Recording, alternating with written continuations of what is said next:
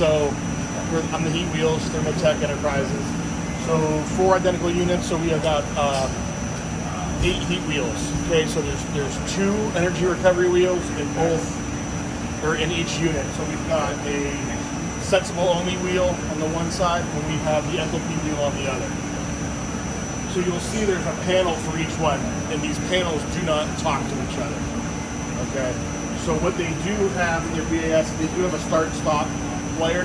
I believe he's going to wire another one to that one because these don't talk to each other. Unless he's going to jumper his own wheel somehow. I don't know if he did it, but that's what he told me he was going to do. So they have the control to start and stop this if they want. Okay, they're not going to control it though. Let me grab something real quick.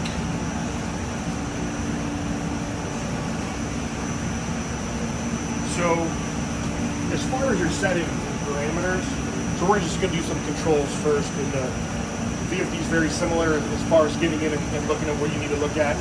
Because you will have faults and alarms if something were to happen. You can go in, look at the histories. Same thing, you can run it in hand mode or in auto.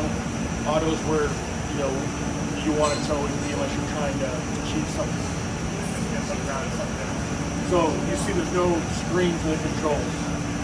If you want to log into the controls, they actually have their control wiring going to the BAS system so you can look at what it's doing. Then they can start stop. That's it. If you want to change parameters in here, there's 2 ways to do it. They can log in to the controller for this and then look at actually what's happening. And you can change your OA set, your outdoor air set points, and your supplier set points. That's it. There's 4 sensors on each quadrant of the wheel, measuring temperature only on the sensible only wheel, and then humidity on the enthalpy wheel. The algorithms are built into the controller, so they'll tell the wheels what to do based on those set points. The main thing about this is if you need to log into it, you can actually log into it from right here via a dongle. Plugs in right there, the host spot. You can be in the vicinity here. You can't go too far away. It'll start reading like I can log in with an iPad. In the owner's manual, I'll email it to you so that way you have it. I emailed a few other folks the actual manual, so it gives you instructions on how to get in and we can get in. But it's that simple, it's that easy. The reason we don't put a screen on here is because nothing really needs to be reset. The engineer said this is what I want, and we put it. So that's controls. As far as this unit goes, it's pretty simple. Now moving into the maintenance of these wheels, it's easy as it gets. Biannual greasing of the bearings. So are we able to shut this down and look in the door? Oh, one more thing. This we need to see. So one more thing here to look at. We actually put the VFD parameters in there. And any changes that we made. Obviously, I made a change on startup. We are mounted a little high amperage, which you do see on startup sometimes because everything's brand new. Bearings haven't done a chance to wear in yet. So if you need to go in there and you start changing anything around, at least you know where to go back home. And I may be jumping a little ahead. Does this unit dehumidify as well? It does provide some dehumidification. It's not specifically just for dehumidification, but yes, it does dehumidify. Okay. So that'll be the enthalpy wheel. I've seen some of the pull with the drum. Yeah. Yep. So we have a little bit of action like that in here. Okay. Good. So again, on the enthalpy wheel in the summertime, that's going to bring that moisture out. And the preheat, is that just hot water boil? On this unit, I'm not sure. I don't know. I think that was supposed to be true. So as far as how this is going to function, we'll do one more thing on the controls. This gets confusing sometimes. You might look in and the wheel's not moving. If you think there's something wrong, log in. What typically will happen is we'll be in sleep mode. Like right now in the mornings, if it's like 60 degrees, they'll go into sleep mode until it hits 70. when that outdoor air hits 70, it goes into cool mode. Is that internal or through BAS? No, that's through our controls. So what will happen is it goes into sleep mode, and when it's in sleep mode, once every 5 minutes, I believe it is, it'll run for a minute just to see if it needs to come back online. It's all the sensors going, see what the air mixtures are, and if it still doesn't sense a need to recover energy, it'll go back into sleep mode. So you have that dead band. So in the heat mode, that's 55 degree outside air. As soon as it's set 55, it goes into heat mode. So you have that 55 to 70 in there, it could be sleep. On this side, we have the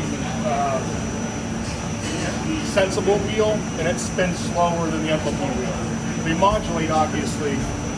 When you look in here, full speed is 15 RPM. So it looks a lot. So when you look at the enthalpy wheel, if that thing's running full bore, it's 20 RPM. Big difference because the wheels are big. It looks like that's not moving. You'll look at it and go, something's wrong. But that's how they work. So they'll modulate up and down. There are rotation sensors also in here to report back to the BAS. But that's just the speed of the wheel. So you can log in, see what the wheel's doing. There's a built-in alarm at, I think, 2 RPM. If it senses 2 RPM, it'll send an alarm. We're not supposed to spin 2 RPM. I'm listening to you, but is there anything that reports back to the BAS that it's in sleep mode, or you won't know until you log in? You won't know you log in. So that it's not great. It's not. It's not ideal. I think you can. Yeah. So the BAS should report the wheel just not moving. Because I would assume you're getting your start and stop from the BAS. Yep. So the BAS is telling it to run. It's so if we sleep mode. yes. So Exactly. Yeah. The BAS says we want you to run. Our algorithm says we don't need to run. You're going to spend energy right this now. may be a control question. Usually the BAS calls for pieces of equipment to come on. It doesn't see status, so we put an alarm. So it could, yeah. So I'll have to check into that. We'll go work with him on that. He had a lot of questions like that when we were doing some startups, so I think he but they did ask the question when I was here doing the second phase of startup. They were wondering why one of them wasn't on. It was in auto, but that morning it was 60 degrees. So what you can do in that case, you can log into the controller and you can manipulate or change your outdoor air setting. Change it. It should come on. You're going to be faking it out. Then you can send it back and say, okay, if you really think that there's an issue and say, hey, this should be on. Yep. You can do that. But I'll tell you right there. So that's the controller. That's how the controller works. Everything's, all alarms are auto setting. You can't manually set any alarm. So even on the VFD, if it goes in default or alarm, as soon as it gets to a condition where it corrects itself, if it doesn't trip the alarm, it will auto reset. Obviously, stores all that information so that if you have to call me and I show up on site and something's wrong, I can look in, I can see if parameters have been changed, I can see when those faults were, what kind of try to deduce what the reason, if any, for any of those faults.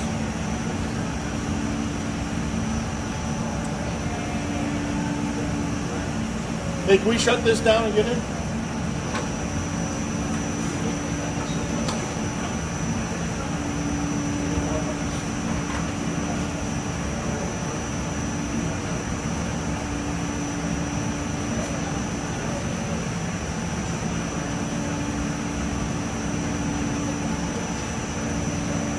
We're able to open it up? We can open that up? You should have done the rest of the video now. I need the fans off. Really for about 2 to 5 minutes. This is not long. Gotcha. Yeah, we can go ahead. We can do that. Turn it on. Well, I don't control the fans. Let's see.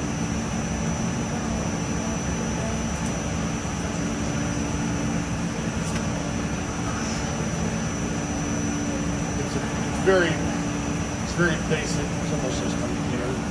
We usually not a whole lot that goes wrong. You start to see overamps, things like that. There could be something impeding the wheel.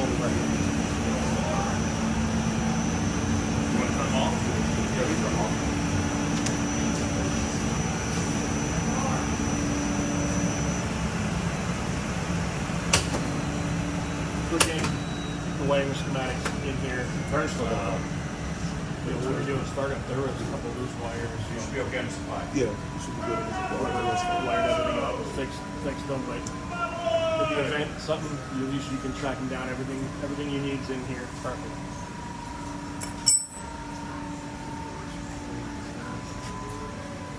About the VFD, 39 doesn't worry you. Full speed is 80 hertz.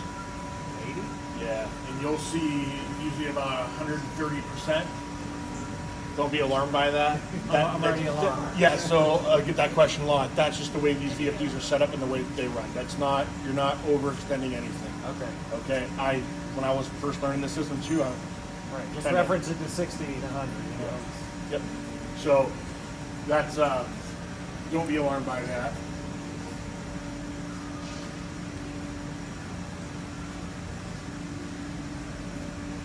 Okay, we'll leave it on so we can see it spin. That way you can take a look at what it's doing. Okay. I'll grab a, yeah, you got a light. So right now this thing's barely spinning. So what we want to do is talk a little bit about the motor, the bearings, and the belts. The weakest point of the wheel is the belt clip. So there's two V belts for redundancy on this wheel, on all of the wheels here. So if one belt breaks, you're still going to be recovering energy. They're just put in by, and I guess you can't really see in here, there's a belt clip in here, and those are typically if you have a problem where the weakest link is, and that's it right there. Now I know the facility has I've provided spare belts. I know they have put them somewhere with maintenance. Typically belts last quite a while on these. So the motors, there's no maintenance on these motors. They're permanently lubricated bearings. There's a gear reducer in here, same.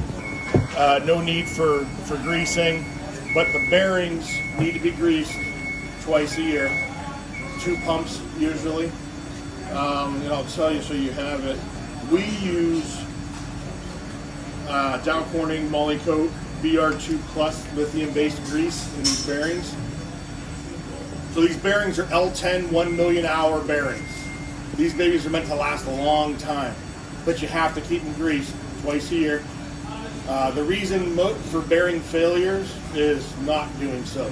But what happens is you have a little bit of evaporation in there, and you'll start oozing grease, okay? And you start picking up dirt, collecting it from there. So it's very important you grease these things twice a year. That's all the maintenance this wheel needs. Now, as far as cleaning the wheel, these are self-cleaning wheels because there's a purge in these the purge is meant to blow out anything left over in the wheel from the return as it moves into the supply. But if you want to clean the wheel, we recommend a soft brush and a shop vac. Really, that's it. No soap, no degreaser. You can, so if you have something that's stuck to the wheel, we recommend a mild degreaser, compressed air, low pressure steam. I used to work on these like 20, 25 years ago, and that wheel gets pretty dirty, even with filtration. It will, sometimes. Yeah. I mean, you'll see stuff, but that's, on your maintenance plan, you're greasing those bearings biannually. When they're in here, check the belts, look at the wheel. If you think it's dirty, then that's maybe you want to give it a go. Shop vac it, brush it. If that doesn't seem to do the trick, we used to say like 409. Yeah. Spray it on there, rinse it off, or air compressor, low pressure steam. Mm-hmm. So we just really don't want to damage the media. Is the most important. Those are coated now too, aren't they? Yeah. So this media has edge coating on both wheels. They're edge coated. What it does, it just gives it a little bit of rigidity because people are in these things all the time, bumping into them or trying to eliminate any type of, because these are aluminum thin. Okay, this is all aluminum. Again, this wheel right here is transferring heat over. The other one's doing the enthalpy. And again, they don't talk to each other. Okay, they're both doing their job at all times. Any questions about the wheel itself? Pretty simple. Any questions on the controls? The dampers, are these on end switches or are they? I don't know how they're controlling those Okay. dampers. One more thing about the motor too. This motor uses its own weight to tension the belt system.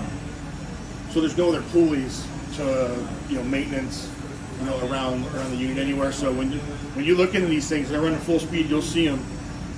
You move a little bit. They're just using their own weight. Okay. So. Any other questions on the heat wheels? Okay, like I said, the MLP wheels, same thing, spins faster. Looks the same, different color. The media is blue in color. This is the amber reddish color. Same size. Yep, they're all the same size. All right. Thanks, Jeff.